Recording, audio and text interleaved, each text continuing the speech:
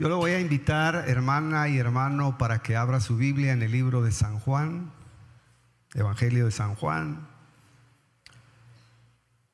El día de ayer en la tarde en la noche estábamos meditando en el milagro que Dios hace en el estanque de Betesda. Vamos a utilizar como referencia nada más el verso 2 del capítulo 5, aunque el milagro y todo el relato del milagro, hermano, está hasta el verso 13, más hasta el verso 15 casi. Lo curioso de esto, hermano, cuando usted analiza, si ve el final del pasaje, verso 16, todos los milagros de Cristo tenían una consecuencia sobre él. ¿Cómo es eso? Fíjese que después de que él daba vida, después de que él sanaba a la gente, los que no entendían el milagro reaccionaban queriéndolo matar. Porque si usted ve 5:16 dice: y por esta causa los judíos perseguían a Jesús y procuraban matarle, porque hacía estas cosas en el día de reposo. Acordémonos que él confesó ser el día de reposo, el Señor del día de reposo. Es decir, el que tenía la autoridad para traer el reposo a aquellos que estaban atormentados por cualquier circunstancia. Ahora, en el verso 2 del mismo capítulo dice: y hay en Jerusalén, cerca de la puerta de las ovejas, un estanque llamado en hebreo Betesda, el cual tiene 5 pórticos. Otro detallito que es bueno que usted lo considere, hermano. Mire, el Señor hizo el milagro con 5 frases. El Señor no hablaba mucho, pero lo que salía de su boca era palabra viva, creativa.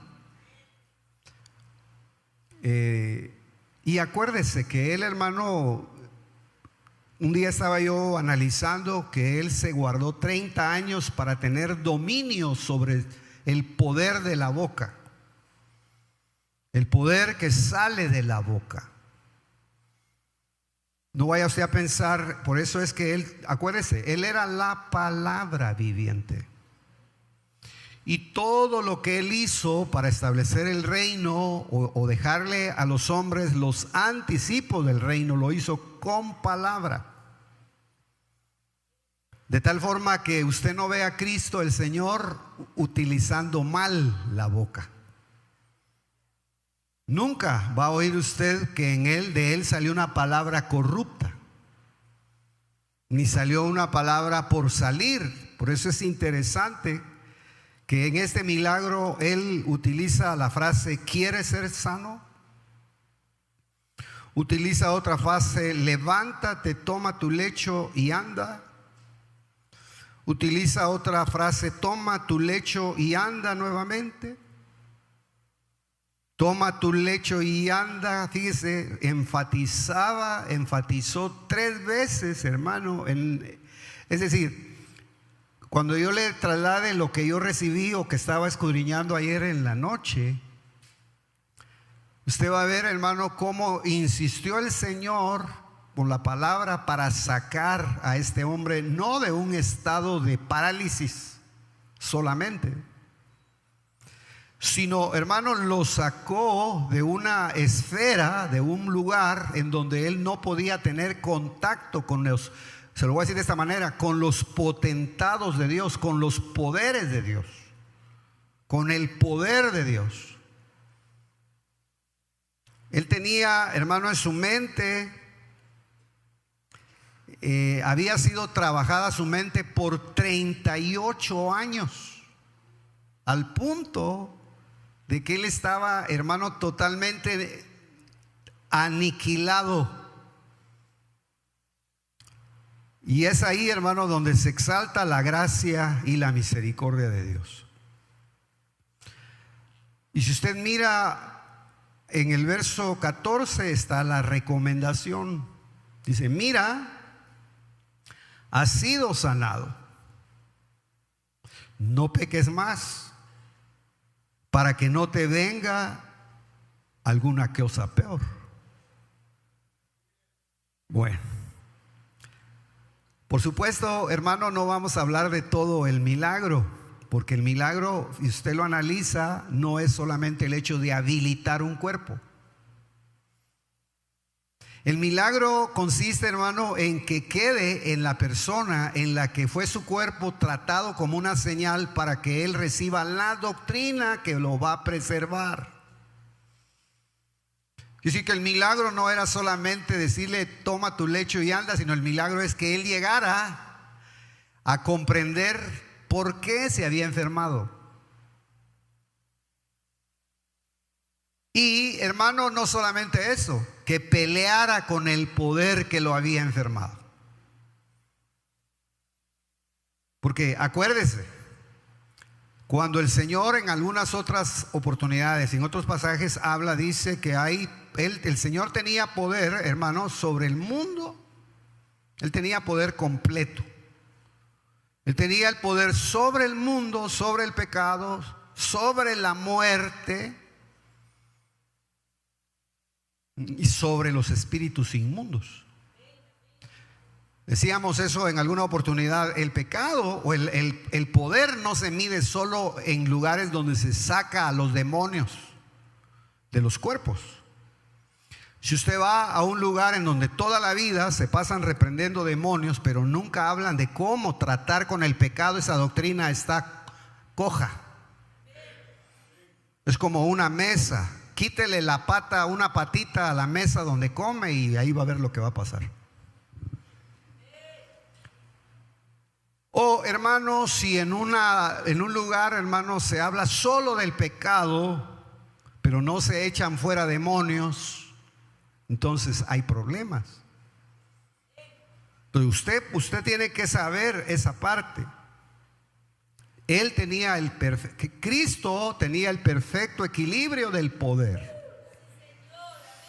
Ahora, cuando usted analiza el pasaje, tiene cosas muy lindas. Uno es, como le digo, que el milagro no era solamente habilitarlo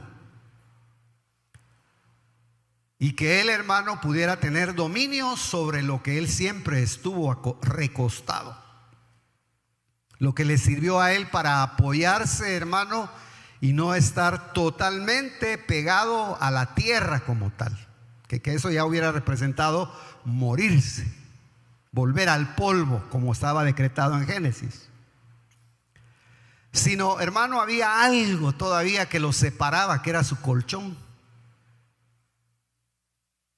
Había algo todavía, hermano, que no permitía que él se convirtiera totalmente en polvo. Porque, hermano, todavía en medio de todo el conflicto que traía, todavía tenía algo en donde recostarse. Al final, la orden fue: toma tu lecho y vete a tu casa. Ahora, para no entrar por otros ángulos, cuando usted lee detenidamente a la luz de varias versiones, el Señor en el verso 1 iba a la celebración de la fiesta de los judíos. Él subió a Jerusalén. Dice que ahí, hermano, en Jerusalén había un estanque en donde había un mercado de ovejas. Ahí dice junto a la puerta de las ovejas, pero era un lugar donde se hacía negocio con las ovejas, donde llegaban todos los que traían el trabajo, habían tenido el trabajo, hermano, de guardar, de tener sus rebaños, de cuidar a sus rebaños y llevar a la venta a las ovejas. Por eso en la versión King James no dice junto a la puerta de las ovejas, sino más bien dice al mercado de las ovejas. Y en otras versiones dice que las ovejas estaban bajo 5 pórticos. Yo no sé cómo usted ha leído el pasaje, cómo lo ha interpretado, cómo se lo ha revelado el Señor, pero si en esa versión dice que estaba bajo 5 pórticos, ¿cómo estarían los pórticos? ¿Serían 5 pórticos seguidos? ¿Serían 5 pórticos que hacían algo para que ellas estuvieran debajo y había un techo, algo que los protegía? Pero hermano, lo cierto es que en ese lugar, ya lo hemos estudiado, Betesda es casa de misericordia. Se ha relacionado el número 5 siempre, hermano, con la gracia de Dios. Ahora, el Señor, hermano, si pasó por ese lugar, y usted ya lee anteriormente, Él ya había hecho un azote. Antes de pasar por ese lugar e ir a la fiesta, Él había entrado al templo, o más bien, hermano, cuando se estudia detenidamente el pasaje, algunos creen que no estaban propiamente. Acuérdense que no era un templo atrio, lugar santo y lugar santísimo reducido como el tabernáculo de Moisés, sino eso ya era una extensión muy grande, ya era el templo de Salomón. Entonces tenía varios atrios, estaban separadas las mujeres de los hombres, estaba el atrio de los gentiles, era toda una estructura, hermano, que había evolucionado en su estructura, valga la redundancia, para darle mejor, digamos, capacidad a toda la gente que llegaba a Jerusalén. Incluso habían recámaras ahí donde vivían los sacerdotes, que algún día habría que estudiar, o usted puede estudiar el templo que reconstruyó Herodes. Pero lo curioso, hermano, es que el Señor, cuando usted lee, yo siempre había creído, y acuérdese que no hay imposición sino es exposición, yo siempre habría creído, o la idea que da es que el Señor había hecho un azote de cuerdas y había entrado, hermano, a darle chicote a todos.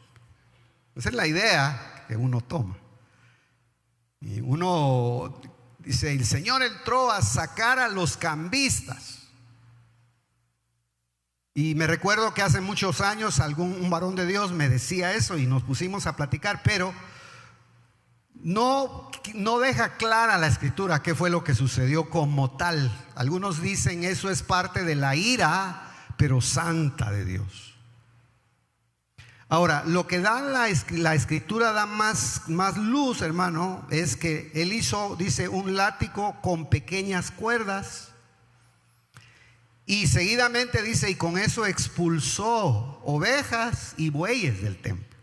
Es decir, da la idea, hermano, que el látigo lo usó para quienes realmente tenía que usarlo. Aunque, hermano, a él no lo trataron como humano, a él lo trataron con el respeto de lo digo, como que hubiese sido un animalito, porque él era el cordero. Cuando a él, hermano, lo comenzaron a lacerar, porque proféticamente estaba anunciado de que él iba a ser golpeado, molido, destruido en todo su cuerpo, hermano. Él no fue así con los que estaban violentando, convirtiendo el templo, en lugar de ser una casa de misericordia, antes de convertirse en una cueva de negocios, se convirtió ese lugar, hermano, a donde él iba, se convirtió en una casa de miseria. Ahí estaban, déjeme decirlo, hermano, todos los miserables. Tal vez ahí se inspiró Víctor Hugo. ¿Usted leyó esa novela? Esa se la ponían a leer a uno en sexto magisterio. Historia de la educación. Pero yo le digo nada más porque mire, dice, luego hizo un látigo. Bueno, entonces da la idea, hermano, que él limpió. Y es curioso, hermano, que dice ovejas y bueyes. No vamos a hablar de eso, pero ahí está hablando de una relación ministro-oveja. Los que tienen, hermano, la capacidad de trabajar, como el caso de Elías y Eliseo, que Eliseo, hermano, cuando quedó extasiado por lo que acompañaba a Elías, tuvo el poder para dejar el yugo del trabajo. Y no lo dudó, él dejó sus 12 yuntas de bueyes, hermano, y siguió a Elías hasta el día en que él fue traspuesto y trasladado a la otra dimensión. No dudó, aunque él siempre le estuvo diciendo, sí, quédate aquí, para probar, hermanos, si su llamamiento era real. Entonces ahí dice que el Señor, antes de pasar por ese estanque, había, hermano, limpiado el templo de bueyes y ovejas. Les había dado sus chicotacitos y ordenó esa parte, dejó esa idea. Pero, hermano, la casa entonces de misericordia, era tan complicado ese lugar. Yo ayer que estuve estudiándolo me impresionó, porque, hermano, deja limpia el templo, pero en ese estanque, hermano, era una multitud. Imagínense, nosotros no estamos considerados como una multitud, habremos aquí unos 500 personas, unas X cantidad, pero dice que era una multitud de cojos, ciegos. Pero hace énfasis específicamente en el que literalmente, hermano, estaba detenido. ¿Se puede usted imaginar? Y esa casa, hermano, que era una casa de misericordia, era casa de misericordia, pero fue hasta que Cristo hizo misericordia. Fue hasta que el Señor llegó, el que, hermano, tuvo misericordia del mundo, el que tuvo misericordia de la humanidad, el que no dejó al hombre entregado al poder de sus pecados, sino dijo: yo iré, apropienme un cuerpo, prepárenme un cuerpo, yo iré a dar mi vida por las ovejas. Que, hermano, ese lugar se convirtió en una casa de misericordia. Pero decíamos el día viernes, hablando, hermano, del profeta Amós, que Israel comenzó a caer, hermano, en tantas injusticias como nación. Y, hermano, era porque su altar ya no tenía cuernos. Ellos ya no podían orar sustituyendo, hermano, la carga. Ya no podían sentir el peso del pecado de otra persona. Si ellos, hermano, habían enriquecido, les importaba poco que hubiera pobreza en otros. Decíamos que ellos tenían casas de verano, tenían casas de invierno, tenían casas de marfil para hacer fiestas. Habían prosperado, pero, hermano, ya no discernían en qué altar iban a adorar. Entonces Israel, hermano, como nación ejemplo, y nosotros no somos la excepción. Entonces solo déjenme resumir esa parte. Era una casa primero en que se negociaba. Estaban más interesadas las personas, hermano, en hacer negocios dentro del templo. Y, hermano, que nadie me malinterprete, yo no estoy diciendo que no haya que hacer negocios, pero todo tiene su lugar. Aquí no está hablando de los negocios que normalmente el hombre, Dios le ha dado la capacidad para tener esa bendición. Aquí estamos hablando de negociar con las cosas de Dios, de sacarle un provecho carnal a las cosas de Dios, porque todo lo que Dios da, lo da por gracia. Él no cobró el sacrificio que vino a hacer, porque nadie lo hubiera podido pagar. Por eso, hermano, nosotros ¿qué hacemos hoy? Celebrar la muerte y la resurrección de Jesucristo. Sea su nombre bendito por siempre, por la eternidad. Nosotros le damos hoy en la mañana la gloria y la honra, el poder a Jesucristo, el Señor, Rey del cielo y de la tierra. Sea su nombre bendecido por siempre. Aleluya. Porque él, hermano, pasó, pero no pasó a negociar ovejas. Él vino a dar su vida por las ovejas. Aunque había pasado por el lugar donde todos hacían negocios, él vino y dijo: yo vengo a dar mi vida, yo vengo a sacarlo del problema. Siempre tenga usted muy metido en su corazón, hermano, el evangelio, y los que transitamos en el evangelio podemos tener miles de defectos. Las iglesias pueden ser imperfectas, pero el que está dentro, escondido dentro de la iglesia, Él es perfecto, Él no falla. Él es fiel, aunque nosotros seamos infieles, Él permanece fiel.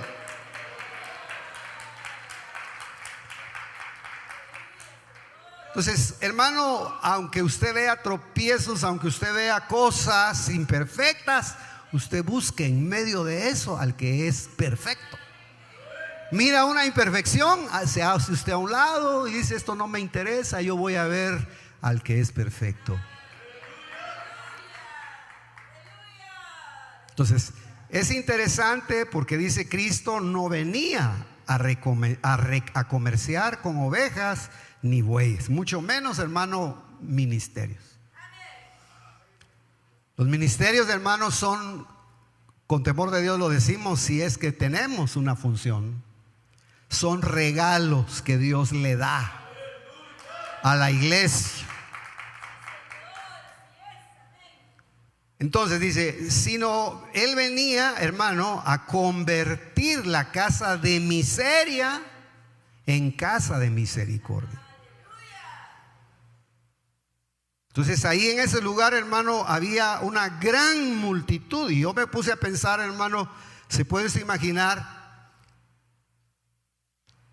cómo sería ese espectáculo? Porque habían, según las traducciones, dice: y en esto yacía una gran multitud de enfermos. Entre comillas puse impotentes, porque así dice la King James o las versiones un poquito más apegadas. Habían ciegos, habían cojos, y los cojos están considerados como marchitos. Alguien, hermano, que poco a poco se va muriendo, como aquellas plantitas que usted las compra en el mercado y las lleva. Si usted ve estas plantas, hermano, no, estas plantas no son llenas de plantas, como muchos. Estas plantas son pintadas y elaboradas por la mano preciosa del Señor, pero como ya sufrieron corte, entonces las dejamos, hermano, 15 días y usted va a ver cómo se van a marchitar. Entonces hay gente que está enferma, o que la enfermedad a veces toma fuerza, porque, hermano amado, nos independizamos del que da vida. Usted fue diseñado y le hicieron ojos para ver la gloria de Dios, para ver el obrar de Dios, para leer su palabra. Algunos llegan a pensar, hermano, que cuando Moisés subió al monte a recoger la enseñanza que, hermano, habían olvidado desde los días de Adán, se puede imaginar un discipuladito de Adán cómo sería. Y el pueblo, hermano, ya se había torcido, entonces levantaron a otro Adán, digamos, a un Moisés. Y algunos creen, hermano, que cuando fue el espectáculo ese tremendo, dice, no solo oyeron, vieron el poder de las letras. Fue un espectáculo tremendo. Hay unas versiones que dicen: y vieron, hermano, los sonidos, y vieron el poder de las palabras que salía del Señor. Era un espectáculo tremendo, pero esto lo digo nada más porque entonces habían, dice, una multitud de enfermos que eran, impotentes, los enfermos impotentes. Usted cuando lee las versiones que se refieren al poder de Dios, a veces menciona la palabra potentados. Los seres angélicos, los poderes que nosotros no tenemos acceso, ellos son potentados. Solo un ángel en el Antiguo Testamento no sé cuántas personas derribó. Entonces se puede imaginar, hermano, que nosotros somos débiles. Y todavía dentro de este estuchito tan reducido, ahí están los virus estorbándonos. Pero más adentro está el soplo de Dios, está el poder de Dios, está la unción de Dios, está la palabra de Dios guardada en lo profundo de nuestro corazón. Entonces dice que habían impotentes, ciegos, cojos, los marchitos, los paralíticos eran los detenidos que esperaban el movimiento del agua. Usted sabe que en algunas versiones creen que este pasaje no aparece en los textos originales, pero para Dios no hay nada imposible. Saquemos nosotros lección. No nos preocupemos si hermano en el original decía o no decía. Hoy en la mañana pueden haber ángeles y no mesa aquí en la iglesia viendo. Hoy en la mañana pueden haber seres angélicos ministrando nuestras vidas. Hoy en la mañana podría, hermano, acompañarlo a usted, alguien a su casa y librarlo de cualquier ataque y de cualquier estorbo. Eso no nos lo pueden quitar a nosotros, porque ellos son servidores que han sido puestos al servicio de los herederos de la salvación, aquellos que hacen uso legítimo por obediencia y por coherencia con el Hijo.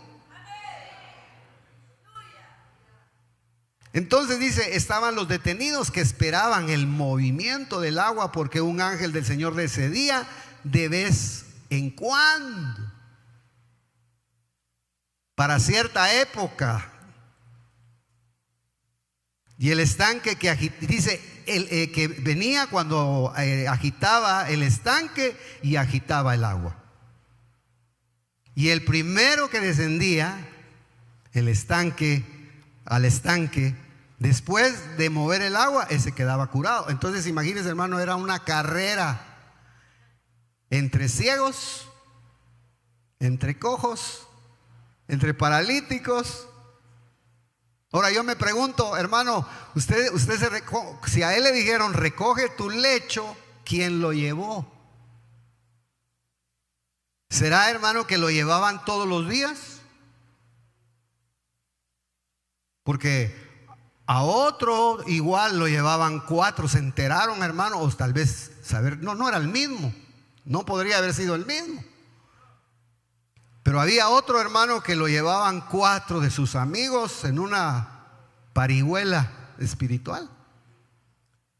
Y hermano, estaba tan lleno que no encontraron dónde. Dijeron, mejor hagamos un boquete, y ahí lo bajaron en un lazo. Pero por lo menos él tenía quien lo ayudara. Por lo menos él tenía gente que se arriesgó a hacer algo más que solamente llevar el colchón. No, seguramente, hermano, lo agarraban, lo llevaban, o lo llevaban 2, lo dejaban ahí y que él mirara qué hacía. Al menos eso deja a ver la escritura. Entonces, y se puede imaginar con todo el respeto de esa escena, hermano, porque imagínense un ciego. Tal vez el estanque estaba allá y él corría para otro lado. Oía gritos entre la multitud y topaba entre la gente. ¿Cómo será? Dele usted, hermano, la imaginación, haga gimnasia mental en la Biblia. En lugar de estar pensando en las cosas feas, renueve su mente. Agarre un pasaje y póngase a pensar cómo haría, y de repente Dios le va a revelar.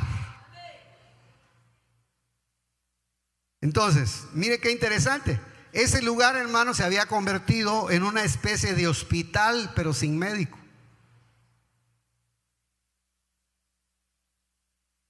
Ya no era aquella época gloriosa, hermano, en donde aparecía Elías haciendo milagros. ¿Qué quieren? ¿Quieren que matemos a todos esos profetas falsos? Pues tráiganmelos aquí. Que fíjese que ya no hay pan o ya no hay harina, es un poquito el que queda. No hay problema. Tú ve a la cocina, haz lo que tienes que hacer y tú vas a ver cómo la harina va a comenzar a multiplicarse. Esos ya no eran esos tiempos. Israel, hermano, se había concretado a comerciar y a negociar y a hacer de la vida espiritual otras cosas.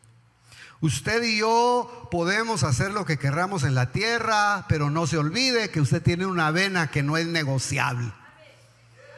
Usted en la avenida de su vida puede hacer lo que quiera, pero en la avenida de su vida hay una línea blanca de la cual no se puede perder. Esa línea blanca es la que Cristo dejó diciendo: yo soy el camino, yo soy la verdad. Nadie va a llegar a conocer al Padre si no sigue esa línea y sigue mis pasos. Y acuérdese, hermano, el que da la herencia es el Padre.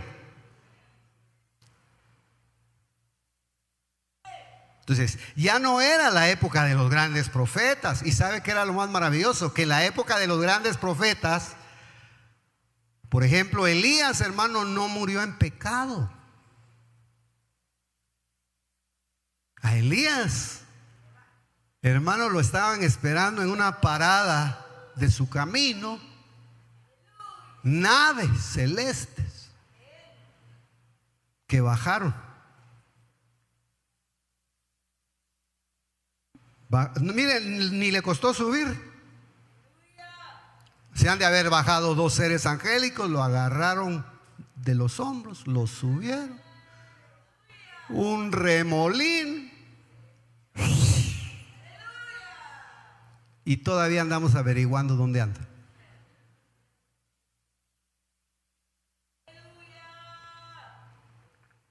Regresó nada más cuando oyó la voz de repente: ahí andan llamándote. Por ahí andan, que dice que hay una reunión de 2 o 3. Y ahí, hermano, estaba Moisés también por otro lado. Dice: a ti también te necesitan otra vez allá en el monte de la transfiguración. Es necesario que tú des testimonio a los discípulos de Cristo de que Él es al único al que hay que oír, el que tiene la verdadera doctrina.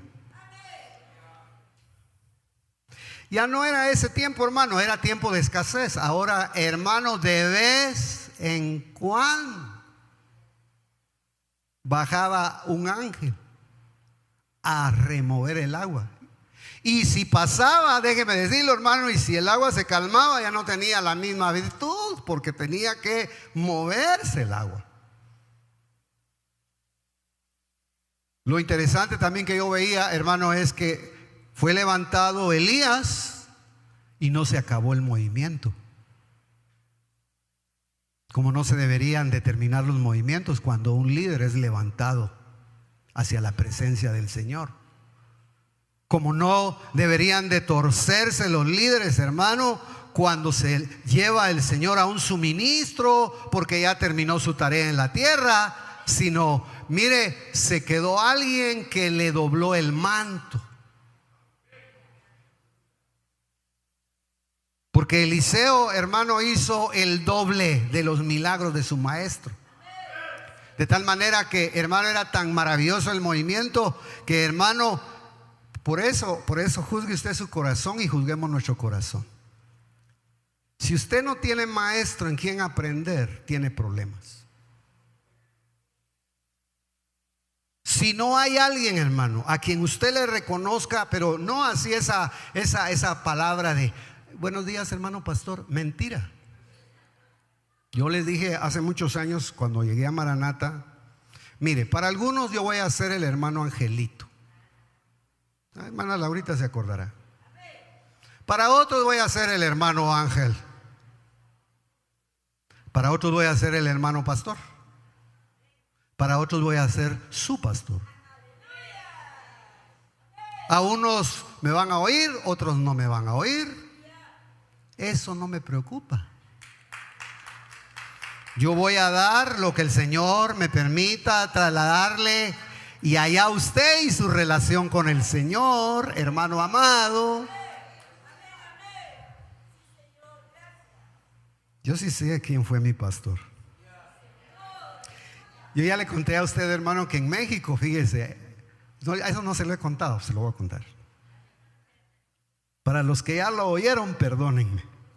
Pero en México había un hermano, que llegaba a la iglesia, se sentaba y hacía caras y yo predicaba y un día me dijo el Señor, llámalo, porque yo sabía que él no era de la congregación en donde yo estaba. Él tenía que estar en otra congregación. Entonces me dijo, llámalo y le preguntas.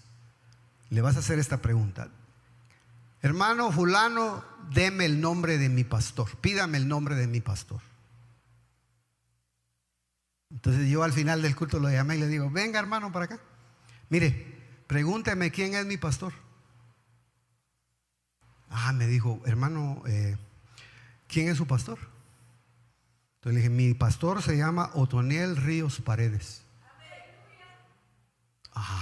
Ahora le voy a preguntar yo a usted. Hermano, le digo, ¿cómo se llama su pastor? A-I-O. Entonces le dije, hermano, usted no es de aquí. Yo le voy a decir cómo se llama su pastor: Eleuterio Campo. Él era de otra congregación. Mire, feliz se fue, contento.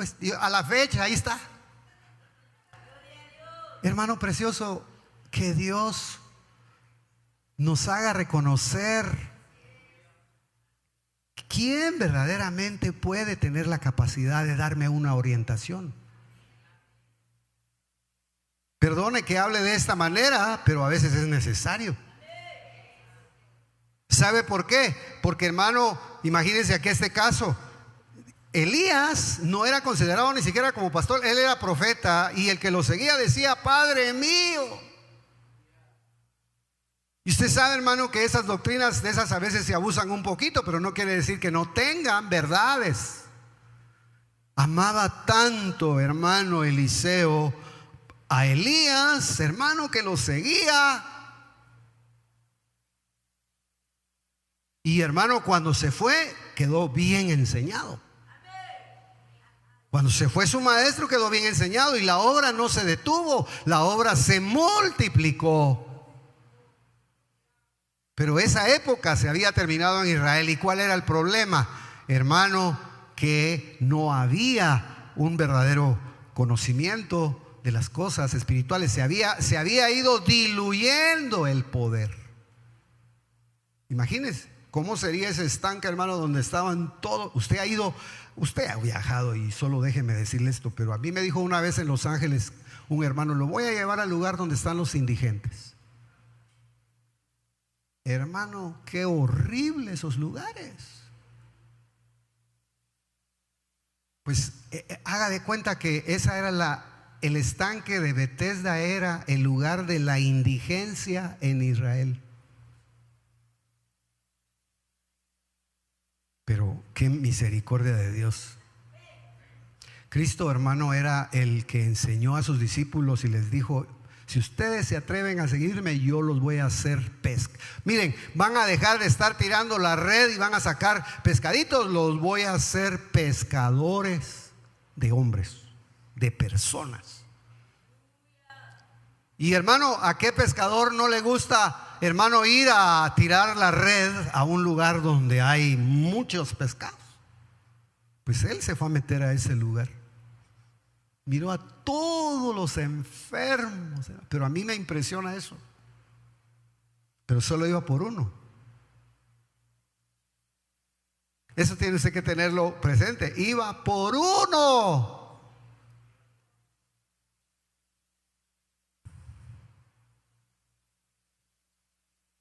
El poder, en lugar de multiplicarse, se reducía. Yo le digo a usted y le pregunto esta mañana: ¿usted ha crecido en el poder de Dios?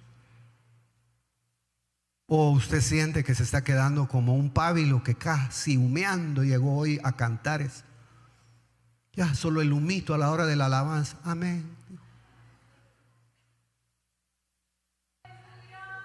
Pero Él es el Dios todopoderoso, que no apaga el pábilo que humea. Usted puede venir sin fuerzas, y poderoso es Dios para darnos fuerza cuando la necesitamos, hermano. Entonces, acuérdese, todo movimiento que proviene de Dios nunca puede morir, porque ya nos metieron a la vida eterna.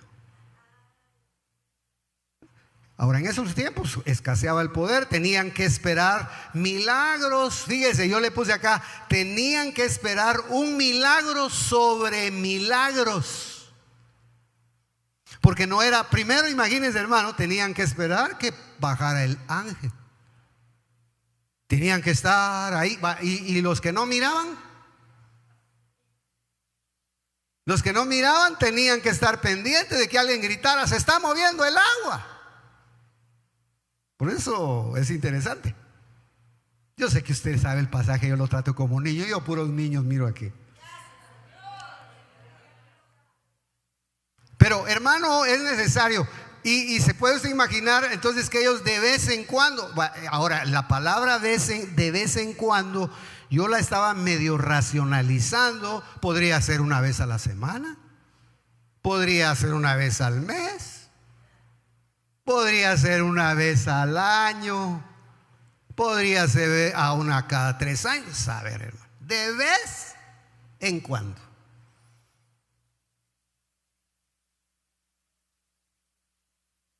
¿Cuándo recibe usted visitación de Dios? De vez en cuando. ¿O es constante? Aunque, hermano, usted no sienta nada, aunque usted hoy no haya sentido nada, usted no deje de buscar al que hizo el viaje más largo para venirlo a buscar. Usted caminará, usted recorrerá 15, 20, 30, 40 kilómetros, pero el Señor dejó los cielos y bajó a la tierra y lo fue a buscar, y lo fue a buscar por los montes, hermano, y algunos ya estaban hasta tragándoselos el león. Pero de ahí los agarró, le metió la mano y los sacó, hermano. Y le dijo: por esta oveja yo doy la vida. Por esta oveja yo he derramado la sangre preciosa. Tú no puedes tocar a esta oveja, porque esta oveja me pertenece. Yo la compré con sangre preciosa. Aleluya. Él es el Señor. A usted que no le avergüenza, hermano, decir: Jesucristo es mi Señor. Jesucristo es mi Señor.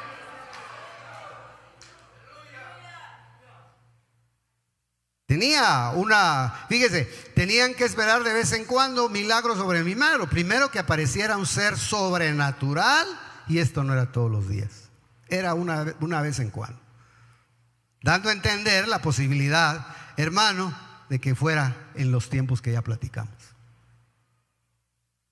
Ahora, el otro milagro era que era una posibilidad dentro de miles.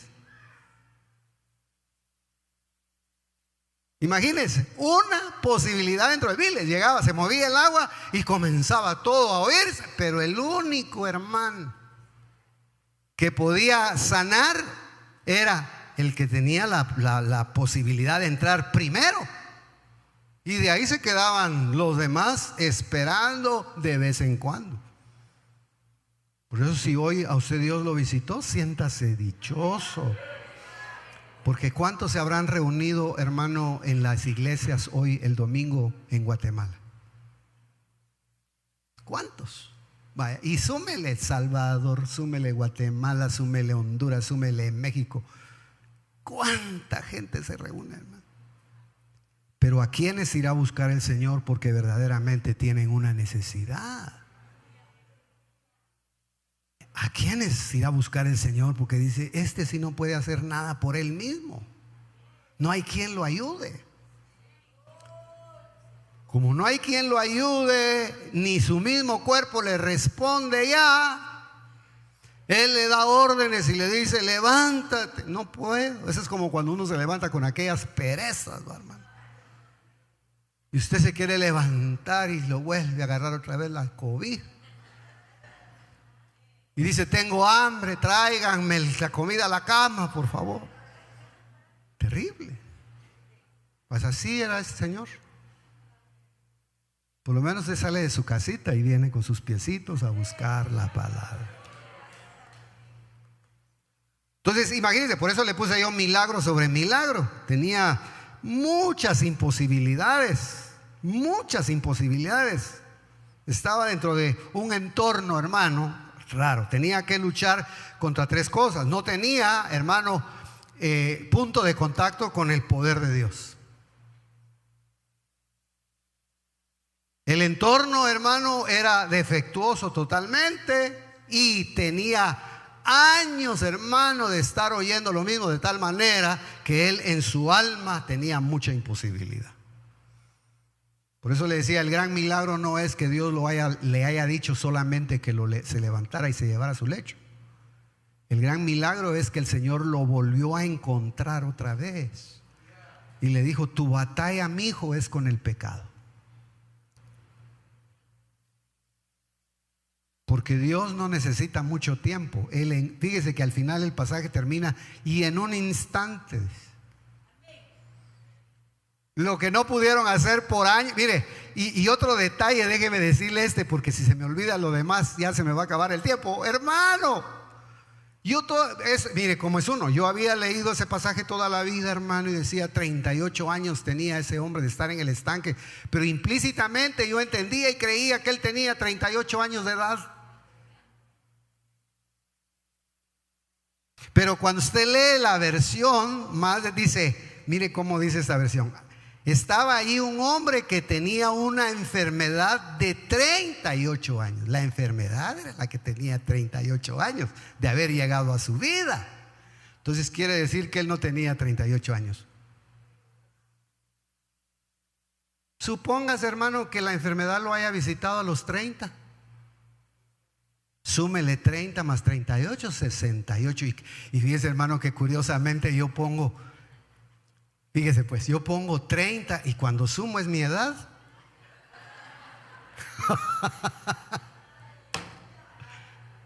Y yo, don Ángel, paralítico se va a predicar hoy.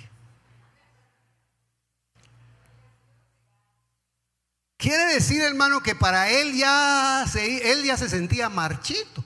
Decía, bueno, si un día, porque ese es el tema, un día digo, bueno, si algún día sucede el milagro de que alguien viene, me avise de que se va a mover el agua, aparece alguien y me lanzan al agua, ¿cuántos años me pueden quedar?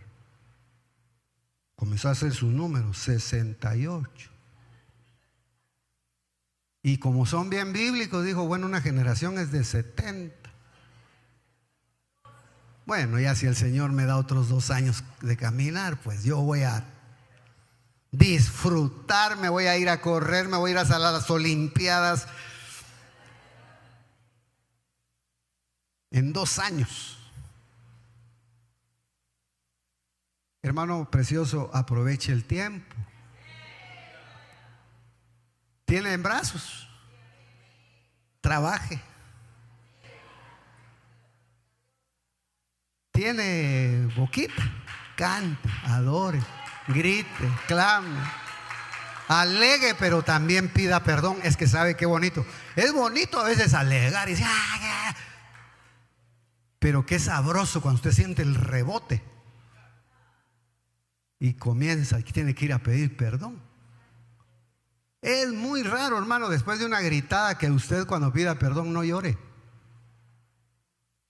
Pero eso de que le ofrezco una disculpa.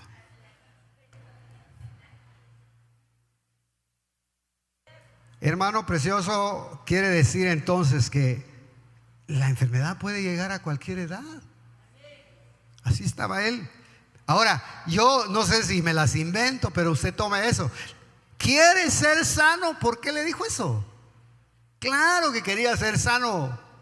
O tal vez no. ¿O qué? ¿Quiere ser sano? Él le intuyó, dice en el verso 6, dice, le intuyó que al estar acostado supo que estaba enfermo, tenía mucho tiempo de estar ahí en esa condición, y le dijo, ¿quieres ser sano? Hizo a un lado todo. Hermano, hizo a un lado todo, a los ciegos, a todos, los cojos, los tullidos, todo. Le dijo, yo vengo específicamente a hacerte la pregunta a ti esta mañana. ¿Quieres ser sano? Imagínese.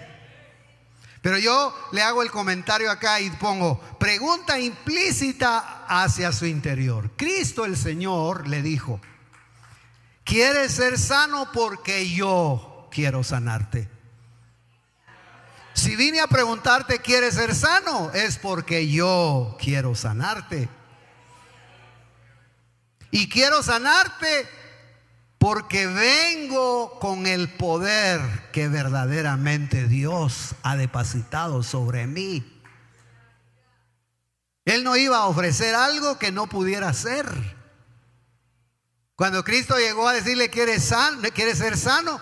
No vaya usted a pensar que en la mente del Señor atraviesa lo que a uno le pasa cuando alguien le pide una oración. Cuando alguien le pide una oración a veces a uno y es una necesidad así muy fuerte, inmediatamente uno reacciona y dice, pero si es que yo no estoy bien. No, si en lugar de que yo ore por ella o por él, mejor él debía de orar por mí. No, y de paso que me agarró hoy, que me peleé con mi mujer. Y de paso que yo me pasé murmurando todo el día de la hermana y ahora me viene a pedir oración. ¿Se puede imaginar? Claro, eso no pasa en Cantares.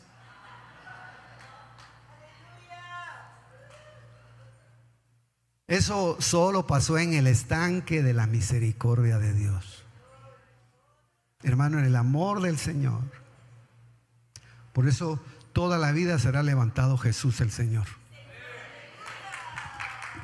Toda la vida será Él levantado, porque es el único que pasa por encima de todos nuestros defectos y nuestros errores. Y termino. Porque en el verso 9 dice, y al instante el hombre quedó sano después de la palabra. Él, si le dice a usted quiere ser sano, es porque Jesús tiene el poder para hacer la obra. Entonces él sacó todos sus argumentos. Por eso, mire, él comenzó a argumentar todo lo que le pasaba en años de estar acostumbrado a ver en ese lugar. Por eso, hermano, nosotros no podemos vivir de los entornos, porque los entornos son engañosos. Si usted llega a un lugar donde todos gritan, ¡ah!, y dice, también al ratito ya apareció usted gritando y no sabe por qué. No, si usted grita, debe saber por qué grita y a quién le grita. Si usted adora, usted debe saber por qué adora y a quién adora. Si usted ora y gime y clama, usted no lo debe hacer por lo que la gente hace. Usted lo debe hacer porque Dios se lo reveló y porque Dios le mostró a usted cuál es su necesidad. Porque el evangelio es una relación personal con Dios.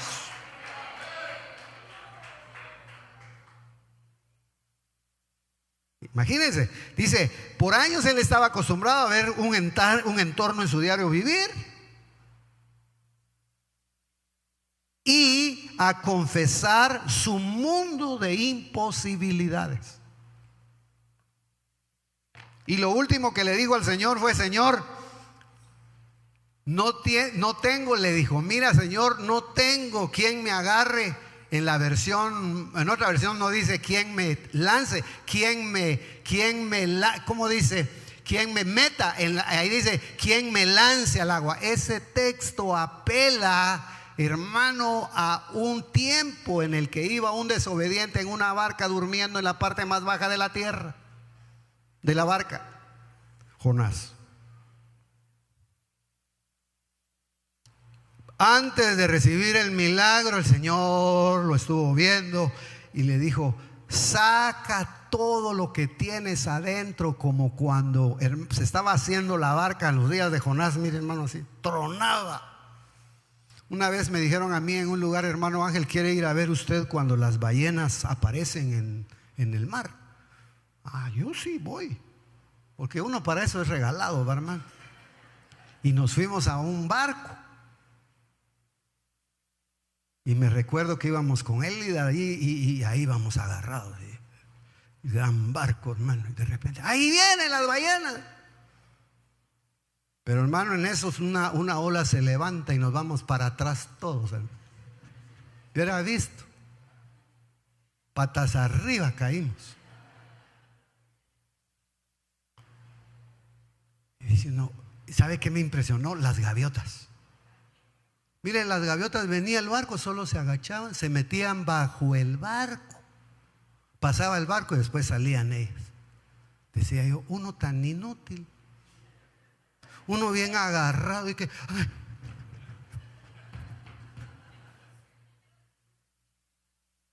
Pues así va Jonás allá adentro. Ese pasaje apela a lo mismo. No hay quien me lance. No hay quien me agarre y me tire. No, que me lance hacia arriba, que me tire a las profundidades, para que desde ahí yo pueda gritar, pueda clamar, pueda saber que hay alguien que es poderoso. Hermano, si ese es el misterio del bautismo. Porque por eso es que cuando usted si usted se bautizó por chorrito, no se bautizó. A usted lo tuvieron que meter. Porque está diciendo, ahí adentro te vas a morir.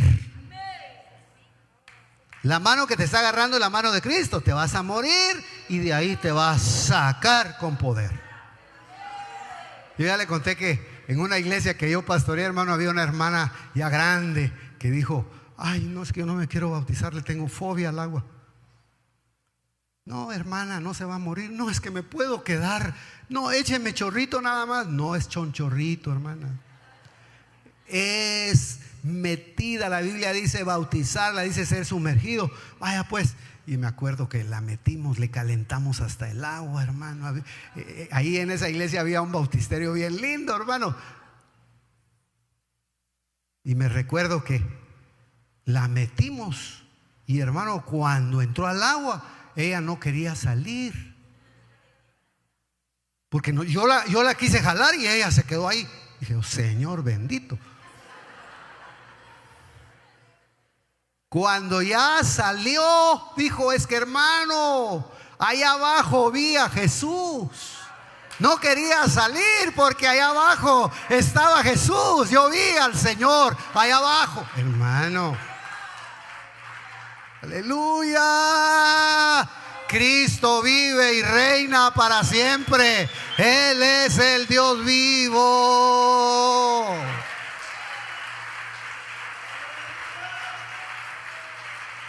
Aleluya.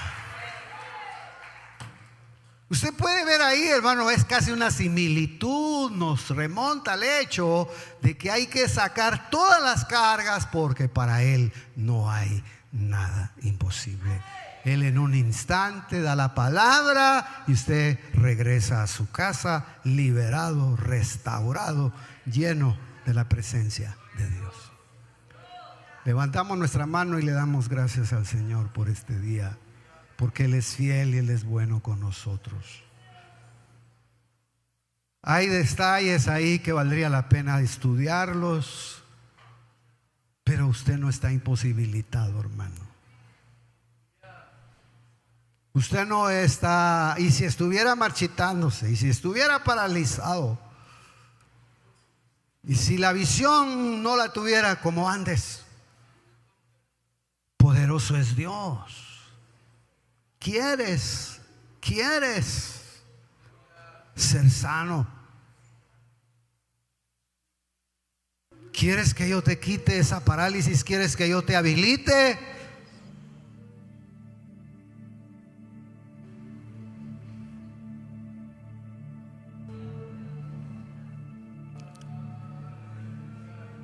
Ah, Señor, gracias.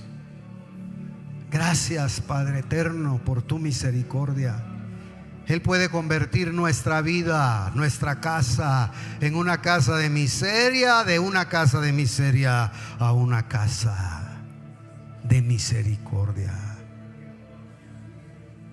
Dudo, hermano, que el que haya experimentado la misericordia de Dios no tenga gratitud en su corazón para buscarlo. Usted canta por gratitud, usted canta, usted busca, usted sirve, usted ama, usted sobrelleva.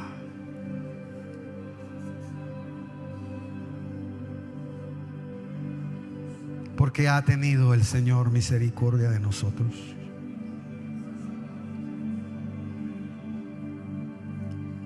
Gracias. Gracias, Señor. Estamos aquí necesitados. Oh, Shinama, Sanama, Orima, Sanamari, Bashturiken, tu Prokataso Kenama.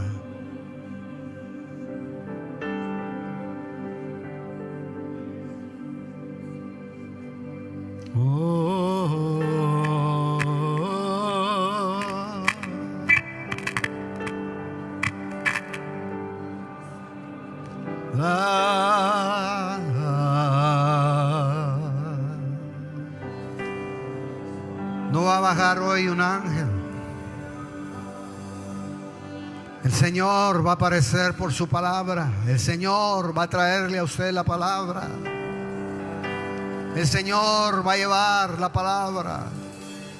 El Señor lo va a ir a buscar en sus momentos de necesidad, cuando usted ve alrededor que nada es sano, que todo se está arruinando,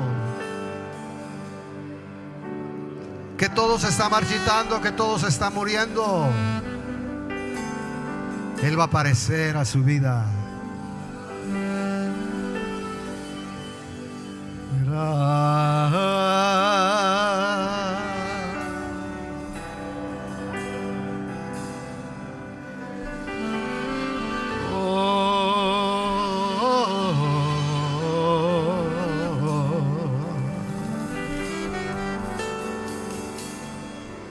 Saque de su corazón,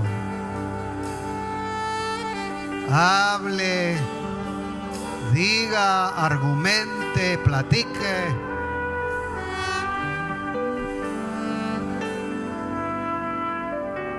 Pero Dios el Señor, por su Hijo amado Jesucristo, hoy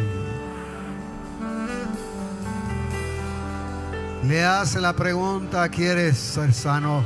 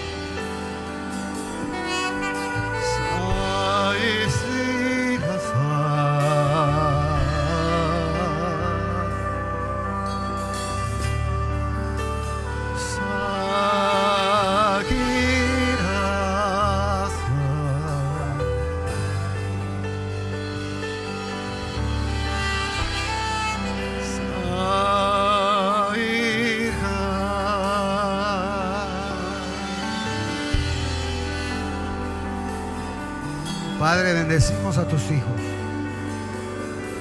Gracias por el privilegio, Señor, esta mañana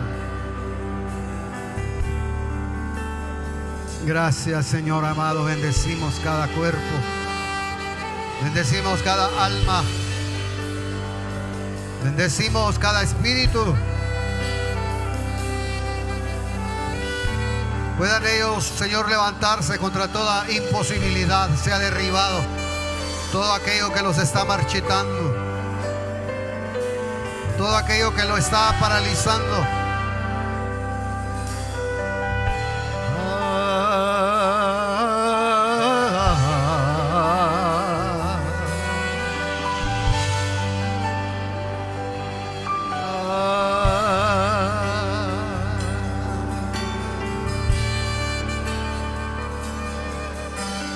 Él es su Dios, Él es su Dios, Él es su Dios, Él es su Dios.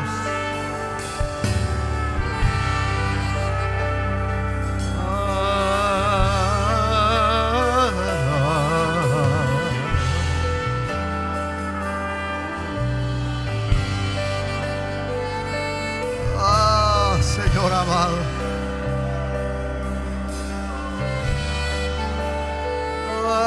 Cristo precioso.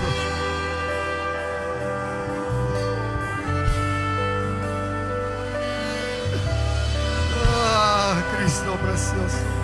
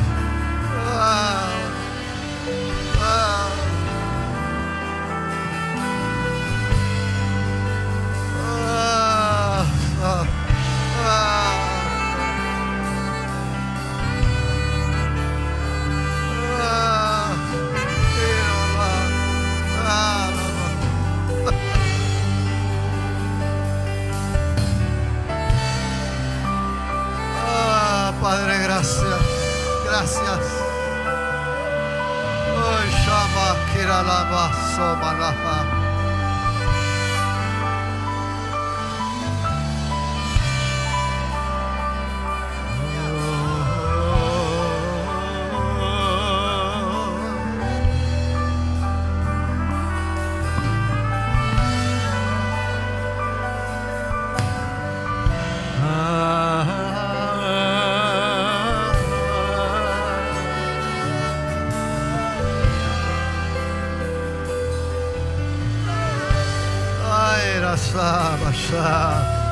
Yo bendigo su alma esta mañana. Sea bendecido su alma, mi hermano, mi hermana preciosa.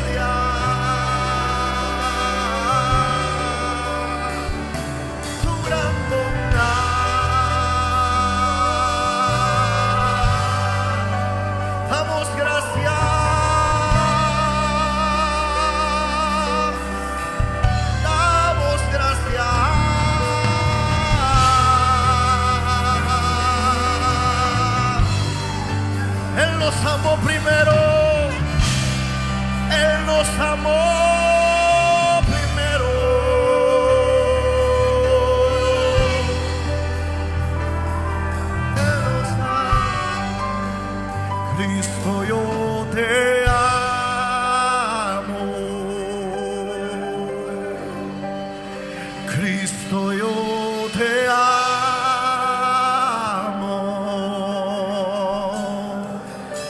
No hay nadie como tú.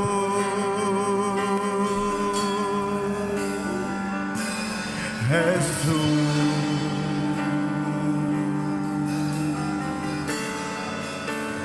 Cristo, yo te amo.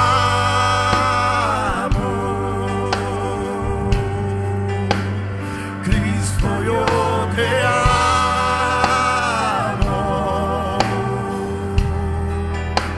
No hay nadie como tú.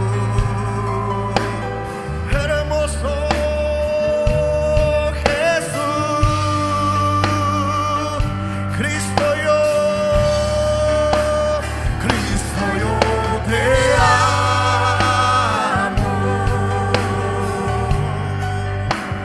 Cristo, yo te amo.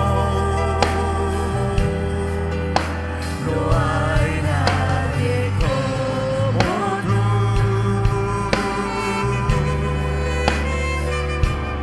Jesús, Cristo, yo te amo. Cristo, yo te amo. Cristo, yo te amo. No hay nadie como tú.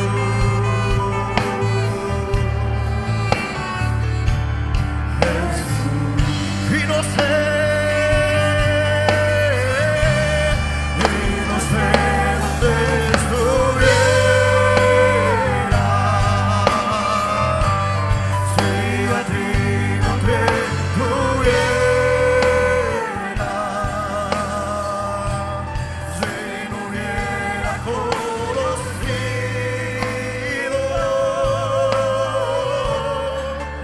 al Dios que me ama. Y no sé dónde estuviera si a ti no te tuviera. ¡Qué hermoso! Si no hubiera conocido, Él me ama, al Dios que me ama.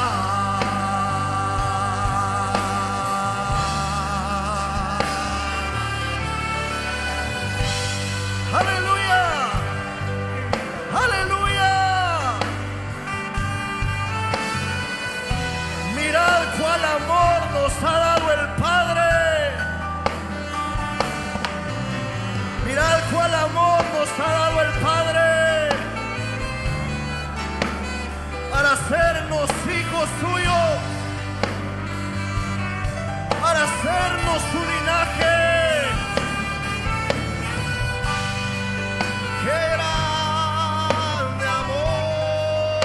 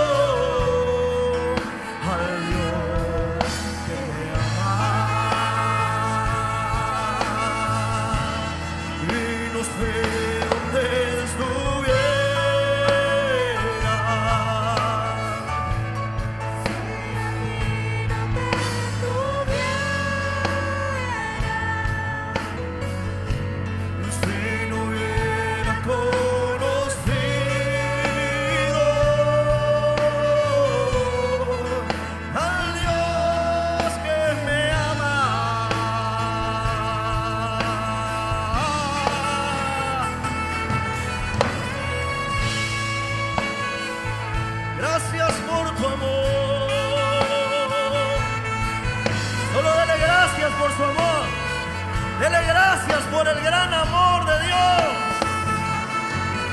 Dele gracias por su amor inalterable.